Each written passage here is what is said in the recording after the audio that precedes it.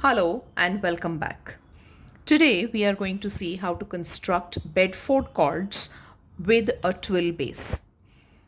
So for the twill base we are using a 3-end twill, which is 1 up and 2 down, which I have used here as a reference point.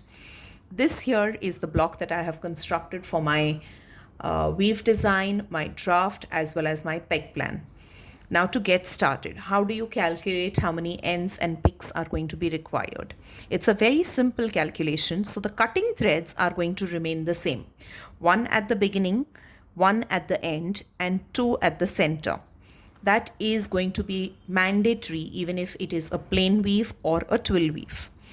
The number of face threads are going to be double that of the ends of the twill weave. So right now I'm using a 3-end twill. So I have 6 face threads here and 6 face threads here. If I would have used a 4-end twill, I would have used 8 face threads on either sides, which would make it 16.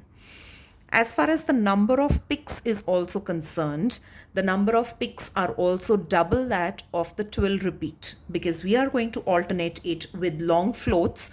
Hence, the number of picks are 6, which is double that of my 3 picks required for the twill weave. So to get started, let's mark the cutting threads first. The cutting threads are always marked with a plain weave. So I will start marking 1 up, 1 down on my cutting threads. Now here, since I've started with 1 up, 1 down, the second cutting thread in the center, I will mark 1 down and 1 up. The next cutting thread, again in the center, is going to be like the first one, which is 1 up and 1 down. The last cutting thread, of course, is going to be teamed up with the first one when it repeats. So I will mark the exact opposite of the first thread, which is 1 down, 1 up, and continue. So here I have marked my cutting yarns with plain weave. Moving ahead to mark the face threads. Now in Bedford chords, you have to have long floats. Now with plain weave, you can make it on alternating ends, alternating picks, or you can make it on a pair of picks. But with twill weave, it is always made on alternate picks. So here in the first half, if I am going to use 1, 3 and 5, in the second half it would be 2, 4, 6, or I can go vice versa.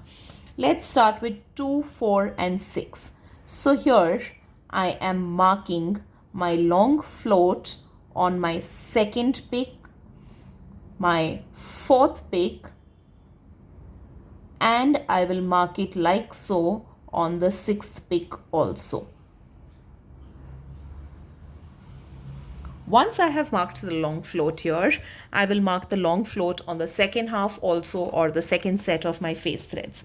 Here, since I've marked it on 2, 4, 6, here I mark it on 1, 3 and 5 numbered picks. So this is 1, this is going to be my 3, and here this is my 5th pick. Now once my floats are marked, I will now start marking my twill weave onto this. Now when I'm marking the twill weave, I need to consider only the remaining picks so that I do not mistake in my repeat. So on the first set, or on the first half of the weave design, I will use the picks 1, 3 and 5 to mark my twill.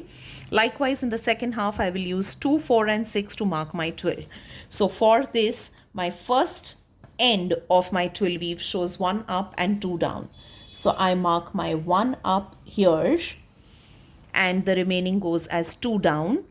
Second face thread, I will mark 1 down, 1 up and 1 down, like indicated here in my repeat. The third face thread is going to be 2 down and 1 up. The same thing gets repeated on the 3 remaining face threads. So I mark 1 up, 2 down, then I mark 1 down, 1 up, 1 down, and on the last face thread I mark 2 down and 1 up. Similarly, I will mark the repeat the same ways on the second set of face threads also. Only difference being that here it would be marked on the even numbered picks. So here it is going to be marked on 2, 4 and 6. So this is my 1 up, 2 down. The second one is going to be 1 down, 1 up, 1 down. The third one is going to be 2 down and 1 up. Moving ahead, the fourth one is going to be 1 up like the first one. The next one is going to be 1 down, 1 up, 1 down, and the last one being marked as 2 down and 1 up. So this is how we can do it. Now we can create a variation of this wherein we are going to reverse the twill line direction. So here in the first set you can be having the twill line going in the right hand direction, and the second half you can have it going in the left hand direction also, where the rib lines will show the difference in the direction of the twill line to create an effect or a variation. To mark the draft, the cutting threads will get marked on the first and the second harness. So to mark the cutting threads, this is my first cutting thread going into the first harness. My second cutting thread is opposite of the first, so it goes into the second harness. Third one goes to the first, and the fourth cutting thread goes to the second harness again. Moving ahead, I need to mark the next set of yarns in the threading order. So the first set of face yarns will be marked in the next harnesses, and the second set of face threads will go in last. Now here we have 3 types of threads, so which is why we will need 3 harnesses for the second set that we are marking, or the face threads. So here we will start marking the face threads, first set of face threads on the harnesses. So first face thread goes to the third harness, fourth harness and fifth harness. So this is my third harness, fourth harness and my fifth harness, which is the first, second, third face yarn. The next 3 face yarns are same like the first ones. So they will also go to the same harness, that is the third, fourth and the fifth harness.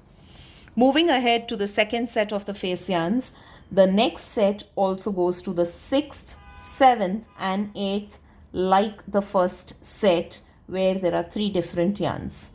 The remaining 3 yarns will go to again the 6th, 7th and 8th harness, as they are identical to the first 3 yarns of the second set. This is what is going to be the drafting order for the face yarns. Moving ahead to the peg plan. Now the first 2 yarns are going to be just like the cutting threads, because the first 2 harnesses hold the cutting yarns. So this is what is the order of my cutting yarns. Moving ahead, next 3 harnesses are for the first set of face yarns. So for that, I will first indicate the long float and then indicate the twill. So the long floats are on the 2nd, 4th and 6th harness. So 2nd, 4th and 6th.